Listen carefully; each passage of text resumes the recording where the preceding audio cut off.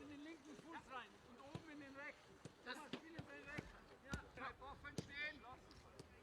Halb offen stehen. Ja, besser. Gut, Thomas. Halb offen stehen. Gut in seinen äußeren Fuß. Hier ist es der linke. Die Kräfte. Ja.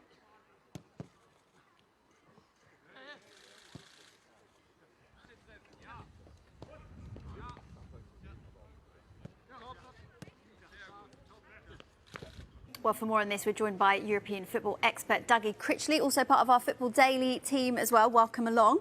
Now, Spurs, we've heard there, might have to wait a little while to get Nagelsmann, but how good a coach is he? What are they getting? Yeah, an absolutely excellent coach, Bella, to be honest. I mean, he was employed by Hoffenheim at 28. He then got them into the top four in 2 of his 3 seasons there, his 3 full seasons there. Then went on to Leipzig, created an amazing attacking unit, got Timo Werner 34 goals in all competitions, a rate that he's never really managed to keep up since. And then even at Bayern Munich, there has been, plus points, let's say, particularly their Champions League campaign this year.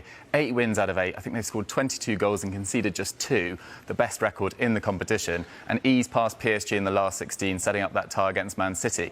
But there are some man management issues that I'm sure we'll come on to. Yeah, we will come on to that. Do you think he would be a good fit for Spurs?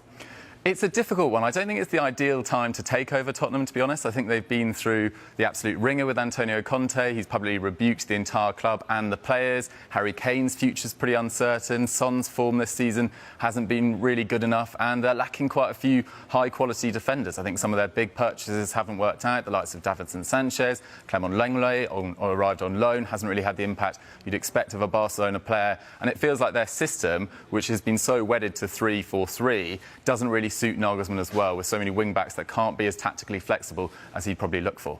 Let's come on to Bayern Munich then. Why didn't it work out? What are the issues, the man management ones that you mentioned? Yeah, I mean, it's important just to note that a lot of very successful managers have been fired at Bayern Munich very quickly, really. They've been through 7 managers in 10 years. They really do look for short-term success. Niko Kovac was fired the year after they won the double. Carlo Ancelotti won the league and reached the Champions League semi-finals and was fired the following season. But Nagelsmann, it feels like it's more sort of off-the-pitch issues or man management issues that have caused his sacking. He fell out with Robert Lewandowski last season. He made a big call to offload him to Barcelona. Despite Lewandowski having the second best scoring season, it didn't feel like he could offer what Nagelsmann needed in terms of an all-round forward. Earlier this year, he got rid of Manuel Neuer's goalkeeping coach, Toni Tapalovic, who was actually Neuer's best man at his wedding, so a really close relationship there. And he's made an enemy there. I don't think he's got on particularly well with Thomas Müller. He called out Matthias de Ligt earlier in the season for saying that it was the hardest session he'd had in 4 years, which gave de Ligt a lot of stick from Juventus fans, who then complained that he wasn't being worked. So there's been some issues in terms of how he's massaged some stars' egos in the media and how he's talked publicly about the future of Bayern Munich per se. And also, it just simply comes down to results as well. I mean, they've dropped points in 5 of their last 10 league games. They're now a point behind Borussia Dortmund in the Bundesliga title race. So I think Bayern have been like, this could be a massive problem in 3 weeks' time if we slip further behind Dortmund. So let's jump ahead of the issue now.